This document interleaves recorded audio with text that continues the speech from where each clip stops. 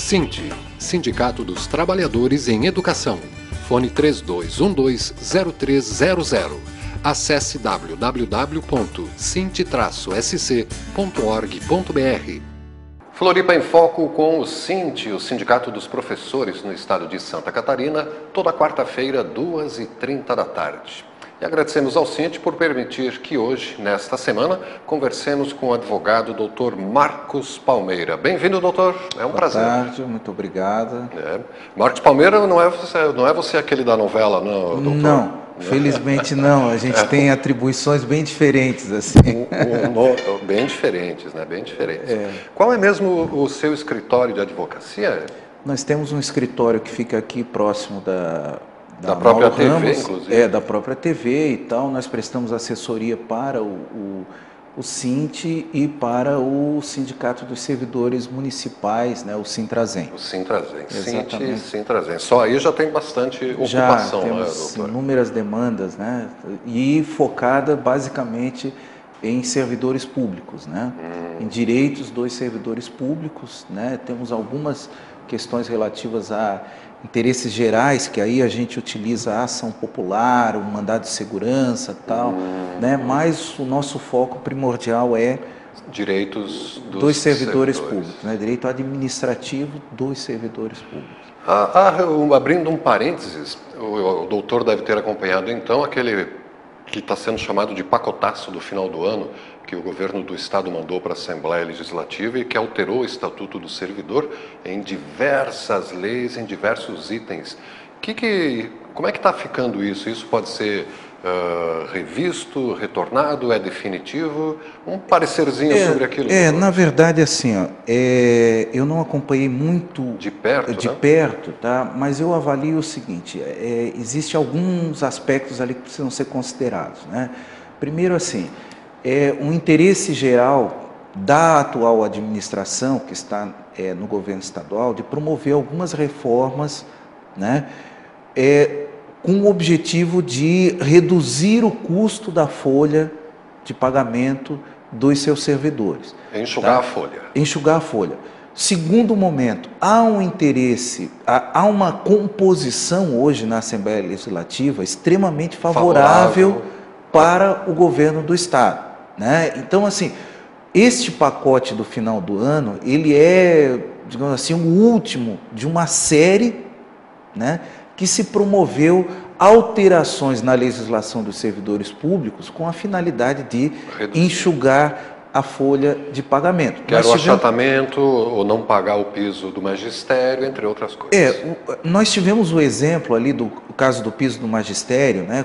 Logo após a decisão do Supremo Tribunal Federal julgando constitucional a lei do piso, nós tivemos na esfera estadual uma legislação que promoveu o achatamento da tabela salarial. Havia uma expectativa na época do magistério de que o piso fosse aplicado no início da carreira e fosse respeitado em todos os níveis. O que o governo do estado fez? Né, mandou um projeto para a Assembleia, e aí teve uma aprovação bastante tranquila, né, do ponto de vista de votos, né, que levou a uma reformulação da tabela, e essa tabela ela foi enxugada, né, ou seja, a diferença entre o primeiro nível da carreira e o último ficou bem menor do que era antes. O famoso achatamento, né? Achatamento, e até hoje isso, muito embora tenha se travado uma luta muito grande, né, desde então, né, até hoje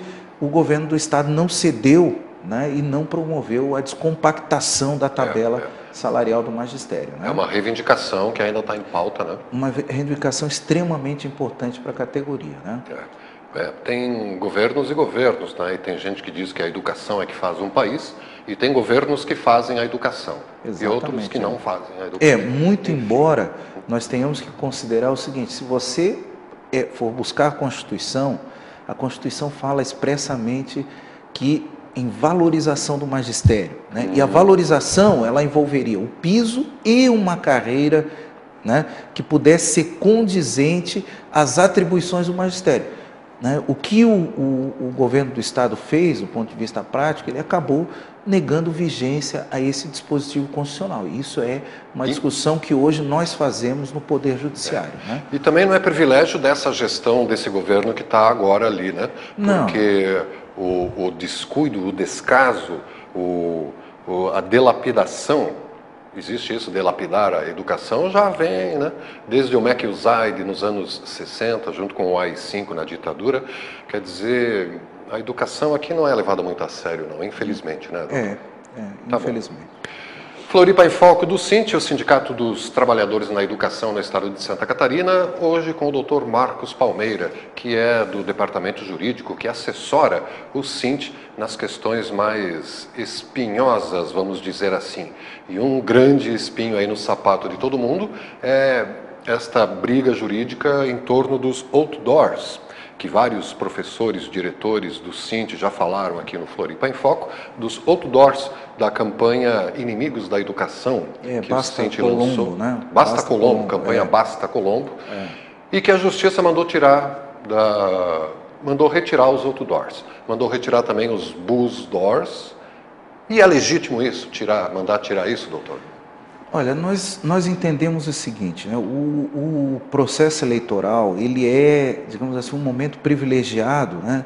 Em que você leva para a população também as reivindicações específicas, né, dos segmentos econômicos da sociedade. Né? O magistério é um segmento, ele tem uma pauta de reivindicações e se achou oportuno, né, o sindicato achou oportuno levar essa discussão, né, neste momento eleitoral. Né? Então, se fez especificamente no sul do estado, né, se fizeram vários outdoors, né, apontando o que eles aquilo chamam que eles chamaram de injúria, difamação, né, tentaram construir este caminho, né, mas o SINT tem uma posição muito firme, né, que os outdoors, na verdade, eles compunham um processo de discussão da sociedade que já se iniciou desde quando se trata da questão do piso e da valorização da carreira do magistério. Né? Então, aqueles outdoors, eles tinham o objetivo de estabelecer essa discussão com a sociedade, uma discussão que vinha há tempos, né? Mas de estabelecer por aquela forma de comunicação. Tá? Qual foi a barreira que nós encontramos? Né?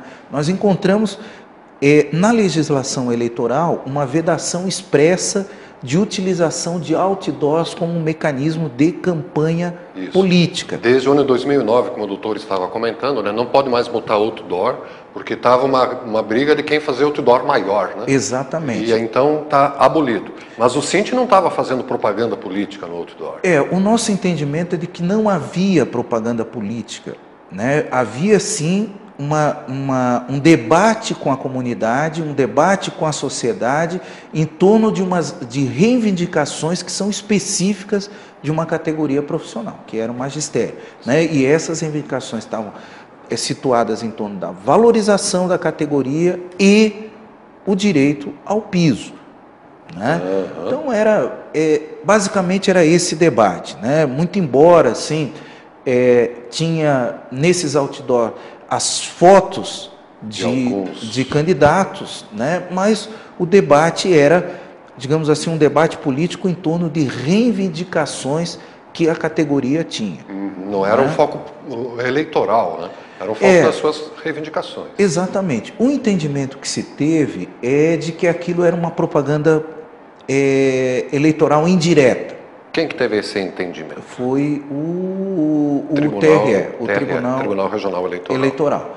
Tá? Ele teve esse entendimento de que se tratava de uma propaganda eleitoral indireta e ele determinou a retirada dos outdoors.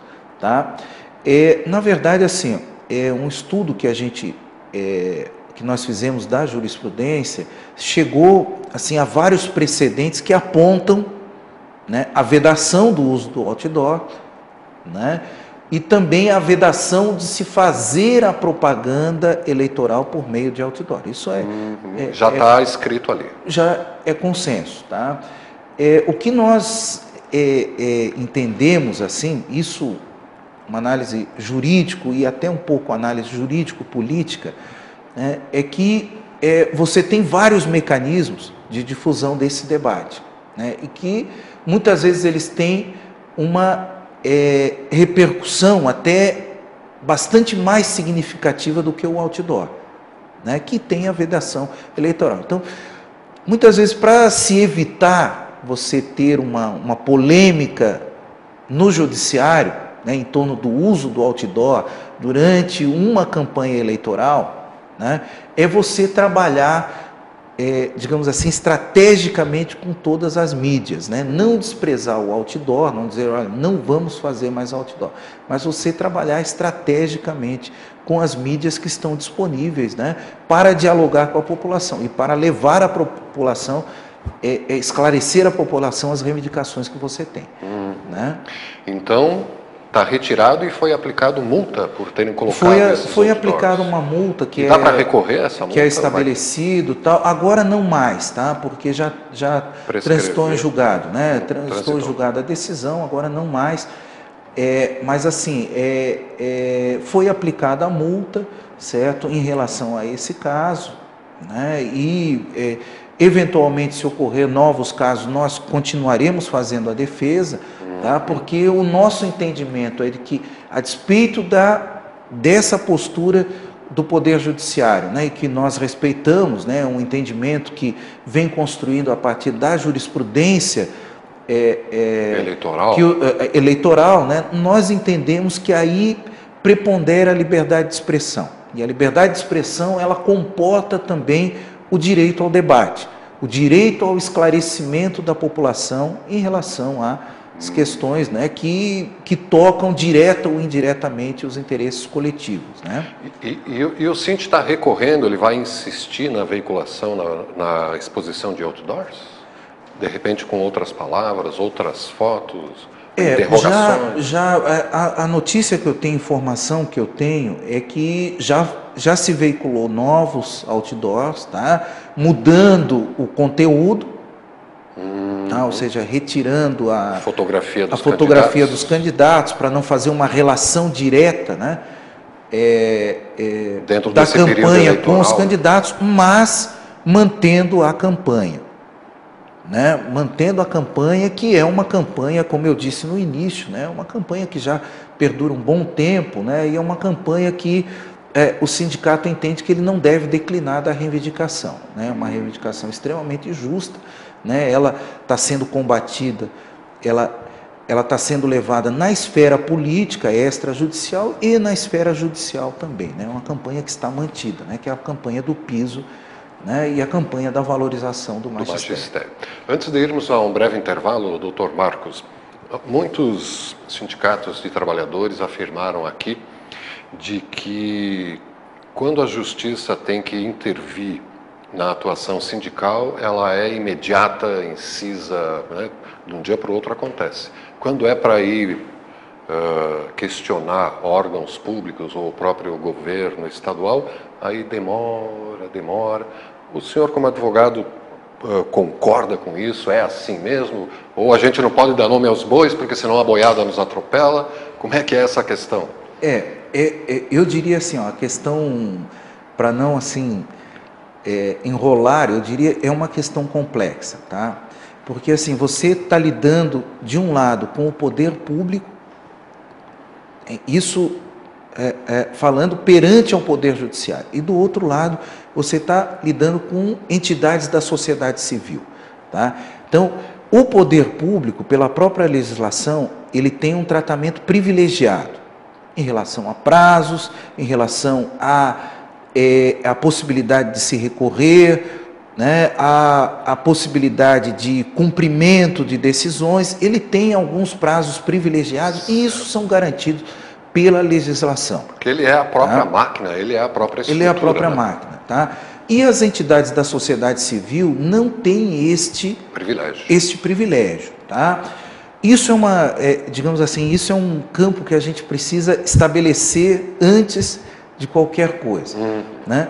Agora, tem uma outra questão que eu acho que parece relevante, tá? É a forma como essas entidades da sociedade civil que hoje reivindicam, né, que hoje estão pleiteando direitos, que estão lutando e que estão utilizando de diversas formas de luta para, em face do poder público, elas são tratadas por esses órgãos do poder público.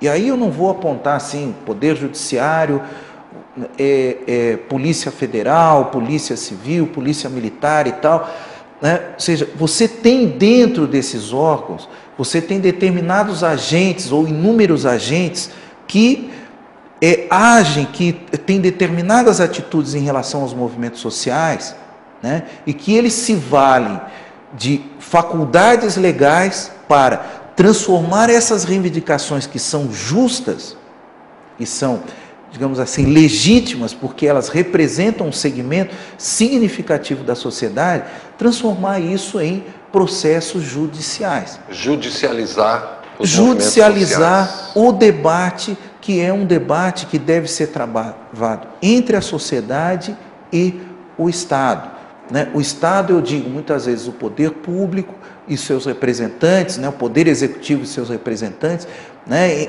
Eles procuram levar assim, para o campo deles, de discussão. Ou seja, tirar dessa esfera de negociação direta e estabelecer digamos assim, um intermediário, que é o Poder Judiciário.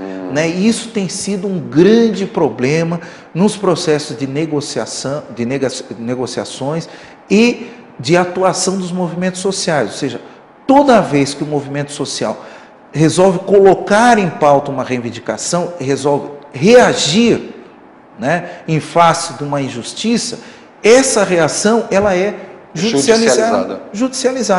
Indevidamente. Indevidamente. O campo é de reivindicatório, não é jurídico. O campo é reivindicatório, o campo é de negociação e o campo é principalmente de entendimento da reivindicação que está sendo feita, de compreensão e de respeito, certo? Muitas vezes a gente vê algumas pessoas sendo tratadas como baderneiros, sim, como terroristas, sendo tratado black blocs e tal. Ou seja, eu vejo assim que o processo de rotulação é o primeiro processo, digamos assim, é um processo iniciante para descaracterizar aquela reivindicação que é justa, para desmoralizar, para descredenciar no âmbito da sociedade aquela reivindicação que é justa. Então, primeiro eu qualifico ele. Bom, ele é um invasor.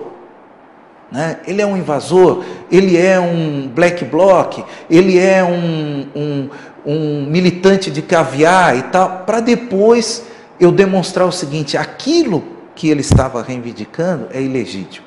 Né? Então é um processo efetivamente assim de construção de uma realidade, de um mito, né, que é diverso da realidade, para encobrir uma realidade que esses movimentos sociais cada vez mais estão colocando, estão trazendo à tona, sim, para a sociedade. Então, né? Esse chavão que se fala que é judicializar, né, criminalizar os movimentos sociais, isso é um crime, querer criminalizar o que é um movimento social, e é um evento relativamente novo isso, né? Não tem histórico, não tem precedentes isso. Eu ou diria pelo menos assim, tão massivamente, né, doutor? Tão massivamente, né? A gente tem assim eventos anteriores, né, desta criminalização, né? Mas hoje ele ganhou uma dimensão, assim, né? Porque a judicialização ela tem encontrado no Poder Judiciário uma caixa de ressonância. Né? O Poder Judiciário ele tem aceito esse processo de criminalização, né? E ele tem levado adiante. Né? Ou seja, no momento que a gente encontra assim, a sociedade num processo de organização constante, de reivindicação constante, né? Um processo que é importantíssimo para a democracia, nós estamos assim enfrentando esta situação, assim, digamos, um combate à democracia utilizando das instituições democráticas, né? das instituições desta democracia burguesa, né? Que é a democracia constitucional que está colocada no nosso cenário político, né? Muito estatal. Bem. Um gole de água, doutor Marcos, porque o nosso break já passou e a gente está quase no final desse Floripa em Foco, conversando com o doutor Marcos Palmeira, que é assessor jurídico do SINT, o Sindicato dos Trabalhadores em Educação, e que está aí envolto num processo, né, com estes outdoors que o Tribunal Regional Eleitoral mandou retirar.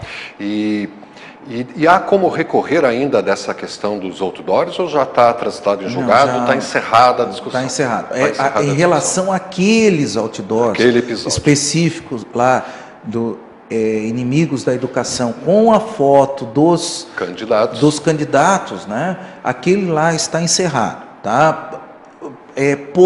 Isso a gente ainda não tem notícia, né?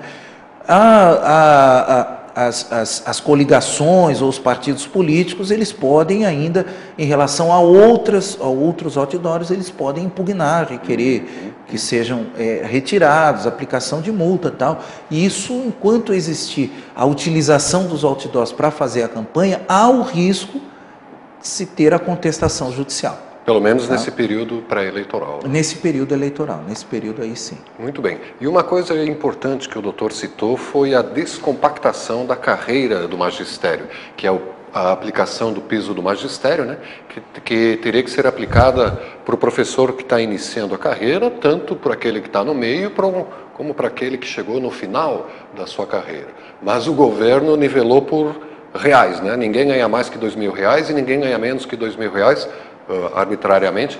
Isso também está sendo discutido, está na justiça essa discussão. O seu escritório está acompanhando essa questão também? Sim, isso está na justiça, tá? Já faz uns 2 anos isso, Já faz uns 2 anos, nós entramos, a primeira ação foi ingressada em 2011, posteriormente entramos com uma outra ação em 2012, tá? Ações diferentes, tá?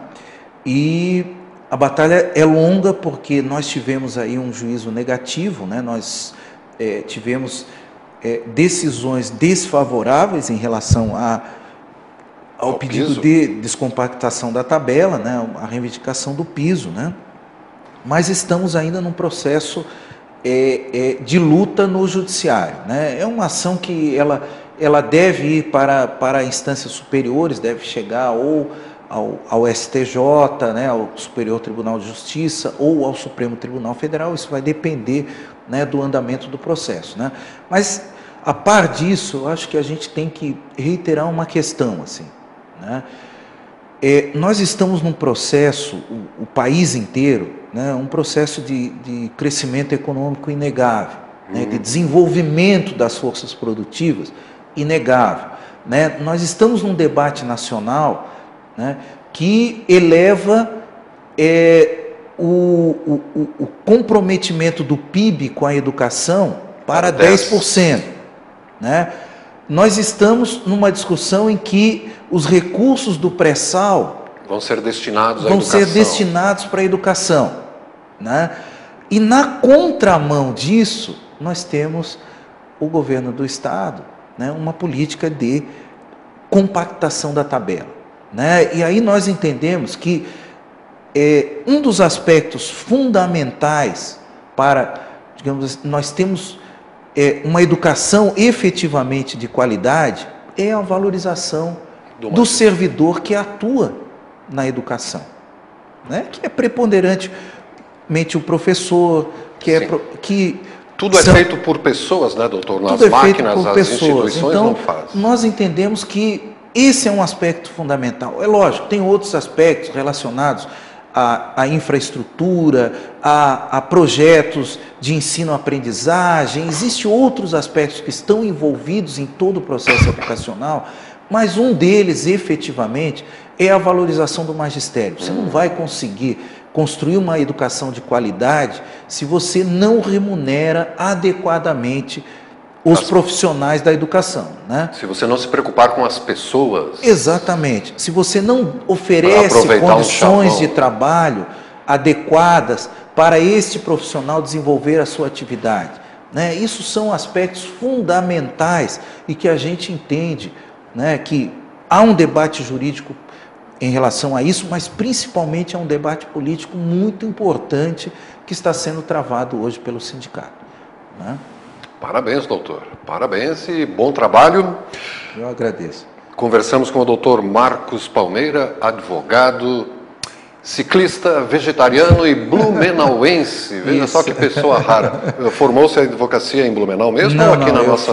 eu fiz na UFSC, eu vim a Florianópolis para estudar e tal, fiz o curso na UFSC, concluí ele e tal, depois fiz pós-graduação ali na UFSC, né? Eu fiquei ali, praticamente passei 20 anos da minha vida dentro da UFSC, Opa, né? já pagou todos, então, Já está aqui. Eu acho que ainda assim, como eu fiquei 20 anos estudando de graça, né? Um ensino gratuito e de qualidade, sim, né? Foi o que eu fiz e isso permitiu assim que eu pudesse exercer uma profissão e pudesse ter, digamos assim, uma ascensão social, né? E agora dá a contrapartida. Isso é uma grande dívida que a gente adquire com toda a classe trabalhadora, né? Porque a classe trabalhadora é que mantém essas instituições, né? Então eu vejo assim que eu ainda tenho uma dívida, né? Com essa classe trabalhadora, né? Que permitiu que eu pudesse, né, estudar, né, durante todo esse tempo. E a sua especializou-se em que área? A minha área de pesquisa é direito tributário. Tá? Mas aí envolve assim, administrativo, eu acabei me envolvendo mais, hoje eu atuo mais na área administrativa e constitucional, mas a minha área de pesquisa era constitucional e tributário. Muito bem, está no lugar e na hora certa. E para contatá-lo é via SINT, Sindicato dos Professores. Por meio do SINT. Que é o www.sint-sc.org.br. Ali você vai ter acesso ao departamento jurídico. Parabéns novamente, obrigado pela presença. Obrigado também. Né? E obrigado você, telespectador internauta, pela audiência e acompanhe a reapresentação deste Floripa em Foco daqui a pouco a partir das 22 horas aqui na TV Floripa. A TV que você vê, ouve e sente a diferença.